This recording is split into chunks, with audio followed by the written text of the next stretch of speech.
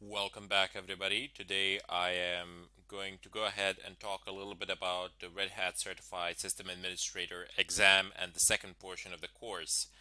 Now, thus far, we have done some of the very basic things. We have covered how to open up your prompt shell. We've talked a little bit about the GUI, and I've basically slowly been guiding you in. Now we're going to switch to something that is not completely different, but I would say that is a bit more difficult, and it contains a larger amount of commands which are more complex and are used on daily basis by system administrators. Now, I have opened up the Red Hat website, and here you have basically the outline of the, well, I wouldn't say of the course, but you have definitely the subjects which will be covered in this particular course. I would strongly recommend that you go ahead and take a look at this if you want. It's not mandatory, but you can just take a look and see what we shall be covering. So I don't think I'm going to go through all of it, but let's go through these major titles. I mean, I will go through all of it during the course, but for the time being, I don't want to explain each one of these individually, as it is far better to actually go through them where you have written examples and where you can actually see me doing something. Anyway, we have understand and use essential tools. Now, some of these things we have done, but most we still haven't, and we have only done basic forms of stuff that we already did. But later on, as we progress into the Red Hat part of the course, you will see how this changes drastically. We will be using a shell prompt more intensively and with far more complex commands, but don't be intimidated by this. I do believe that there are some 2,000 possible commands in Red Hat. However, you don't need to memorize all of them or anything like that. You have the man pages, you have the help. You can even type info space and then a command that you want to learn more about. Those are the info pages as well, or you can go online. So there are alternatives, there are options for you to learn. You don't need to actually know everything by heart. There's literally no need for that. Anyway, as I said, so access the shell prompt and issue commands with correct syntax. That's basically using the help menu and the man pages, and I've already showed you examples of how these commands are typed in. How do you summon how do you actually bring up a shell? Of course, on a production server, on, I don't know, some storage, some massive storage or something of a kind, like big data, you're not going to have a GUI there for real. You're not going to have a graphical user interface at all. Why? Because it's a waste of resources and you will need to do this. Everything that we do from this point onwards will involve pretty much the shell. I will be using the shell in the GUI, but you can use the shell out of the GUI. That's when you actually change the boot state of Red Hat so that it boots without GUI, which is very nice in terms of resources, but you only get a shell prompt there.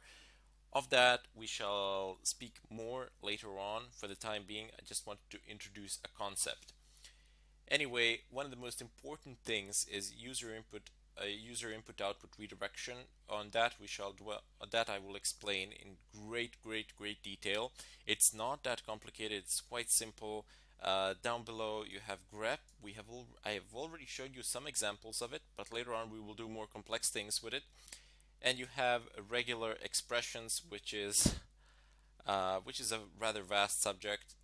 Basically statements in Bash or in Terminal, should I say, which help you perform certain tasks. A lot of it is based around text filtering, as everything is a file in Linux, so you need to be able to handle that. Most configuration files are just text files, which you actually take, edit, and do whatever you want with them. You can change them however you wish, should you have the right permission. But in this portion of the course, I just want to introduce you and tell you what we're going to be doing from this point onwards. I know that there are some far more complex commands that we shall use. Don't be intimidated by them. It's all fine. I will guide you one step at a time, and you will need this in order to pass this exam. Also, one crucial thing. Uh, I don't want to say how good or bad this course is. It would be I would be a partial, I would give a very partial review, and it's not up to me to decide that. It's up to you as as students to actually basically just come take a look at the course and say, okay, this is good or this is bad or something like that. It's completely up to you. I cannot be the judge of that. But what I'm aiming at here is that regardless of the course quality, you should use other resources to actually prepare for this exam. I will try to my best ability to go over every and each subject, but a book or some prep work on the net, for example, primarily those books or scripts or something of a kind, which was made specifically for the Red Hat exams, would also be a good idea to take a look. There is a ton load of them.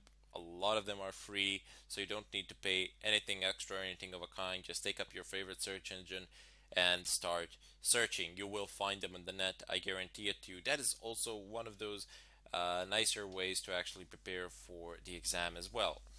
But aside from that, just follow through the course and you should amass a good amount of knowledge by the end of it. Anyway, here we have these major titles: understand and use essential tools. Down below, it's operate running system. So boot, reboot, and shut down a system normally, boot systems into different targets manually, etc. This will be quite important for later on, but these are more complex subjects. We first need to deal more with shell and commands in order for us to be able to even begin to understand what these things are. I mean, it's fairly simple to understand what they are, but how you actually control them, how you manipulate the process is another matter entirely. So we will learn pretty much everything that there is to learn about operating Red Hat operating system and how you can play around with it, so to say. Configure local storage. Very important. So you will need to partition disks manually. We have done the simplest of simple in terms of partitioning during the installation process, but now we're going to do something a lot more complex, and you will be able to see how you can actually partition manually only in a shell. It's pretty simple, no big deal there. You will be able to create new partitions, delete partitions. We will also touch the subject of encryption as well. A very good way to protect your data. Anyway, create and configure file systems. This is going to be very nice, as we're going to be able to format our, well, I don't know, a USB, a disk, a partition, or whatever into these formats. So you got VFAT, I'm looking for exFAT. Okay, it's not written here, it doesn't really matter. But these are just some of the formats that are acceptable for file systems in Linux. There are others, of course. This one by far is the most popular, I would say, for desktop users anyway. But we shall see how this plays out once we actually get to it. If you're uncertain as to what this is, Windows uses NTFS. Perhaps you have heard about it. That's a file system that they use. But even if you don't have a clue what I'm talking about now, you do not need to be concerned or anything of a kind. I will, as I said before, and as I say again, and I will mention it again at some point of time in the future, I will go to pretty much every step. No step will be skipped. You, as a beginner, will be able to understand and comprehend what I'm doing and follow with ease.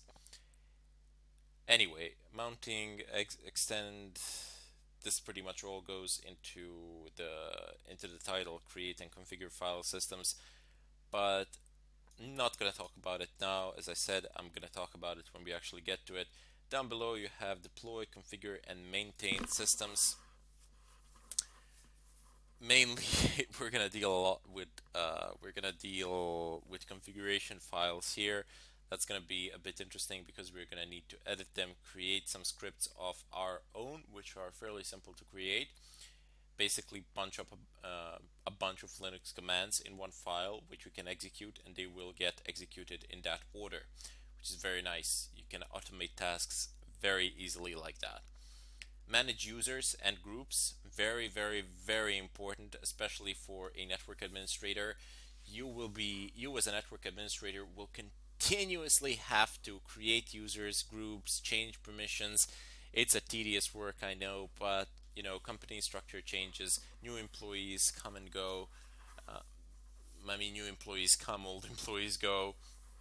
So you will be required to delete users, add new users, add them to groups, change their permissions within groups, and so on. We're going to be dealing here with basically users and what they are allowed. Well, maybe not so much what they're allowed to do, but how would you create a user? How would you add it?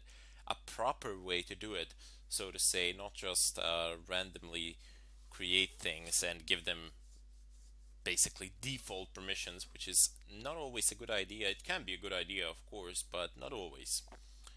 Anyway, down below we're gonna get into one of how should I put this? This is a very hot subject. Let me put it so: security. You need to be proficient in this area, in this chapter, because look, realistically looking, whatever survey you make out there, there will be several things that will be of high priority. Everything else, well, it can be figured out, mistakes can be allowed to happen, and so on. But here, when a mistake happens, it's basically uh, somebody exploits it, they can steal your entire database or they can wreak havoc on your servers. So you need to be proficient in security. You need to know how to configure firewall settings, and configuring the firewall in Red Hat or in Linux in general is not just about security, it's about network traffic as well. How do you want it to go? How do you want it to travel? Where do you want it to go? Redirecting the traffic, and so on, and stuff of a kind. It's very nice. You will see it's an open source firewall and you can do so many things. It is amazing. There's practically nothing that you cannot do with this firewall. It says firewall or IP tables. Basically, IP tables will be the command that we shall be using if I'm not mistaken. And down below, you have to configure keys based authentication for SSH, so you don't have to actually type in the password every time you log in, which can be a vulnerability in and of itself, primarily because if you're typing in an SSH password, I don't know, somewhere in an airport or in a bar or something like that for your server because you want to check something out, keep in mind somebody could be looking over your shoulder. Maybe people are not that proficient, so they can catch all the keys with their eyes that you press on the keyboard. But what they can definitely get is the length. I mean, they can see or count how many times have you pressed the key on the keyboard. And if they catch a few letters, oh, you're in a world of hurt. Anyway, think of SE Linux as internal system security and firewall or IP tables as external system security. So IP tables ensures that you prevent malicious traffic, and SE Linux pretty much prevents from any malicious activity happening within the system itself. SE Linux can be extremely problematic if not configured properly, I would say, and it can definitely pose problems there. But all it takes is a bit of configuration, is a bit of understanding, and you're good to go. Over time, you will acquire habits which will pretty much eliminate those mistakes that people tend to make over a course of time. Restore default file context. There, nothing special. Use Boolean settings. Well, you can actually turn SE Linux off because it has a configuration file. So you just open up a configuration file, literally just type in English language, in plain English language. Do you want it to be on, off, or there are three modes? Well, they're not on and off. They're basically you can configure it to go easy, so to say, to go easy on things, to not just block everything off. You can configure it to be extremely strict, or you can shut it off altogether. In any case, I do believe that that's the end of the page. Yep, there we go. These are the subjects that will be covered in this portion of the exam. However, I'm not going to cover them in the same order that they were listed in here, but I will cover them. I will demonstrate how to do these things. One more thing to keep in mind is that these things tend to change. So at the time of when I made this course, a few things might change, but 90% of content, or should I say 95% of content, pretty much always remains the same. So you don't have to worry about that there. Also, now since we're beginning the Red Hat portion of the course, please keep in mind any and all questions that you have for me, I will try to answer them. Believe me, I will. Check the discussion section 2-3 times a day, and I make sure always, or give my best, that all are able to follow that, or that all are able to solve their problems which they might encounter. But when posting problems, when explaining what is going on, please provide the following so that we may save time for us both. I have mentioned this before as well. Just give me the error message so I can see it and explain to me your configuration. Are you running a virtual machine? Are you running a dual boot or something of a kind? That would be very nice. So we can save time, well, not my time, but so that you can save your own time, so that I don't have to ask, and then you have to wait for it, and then I have to wait for an answer, and then you wait for my answer. So just eliminating one whole step. In any case, strap in. You're in for a ride. There are a lot of new things which you will learn, a lot of problems that you will encounter. Stick with it, and you will be able to solve it.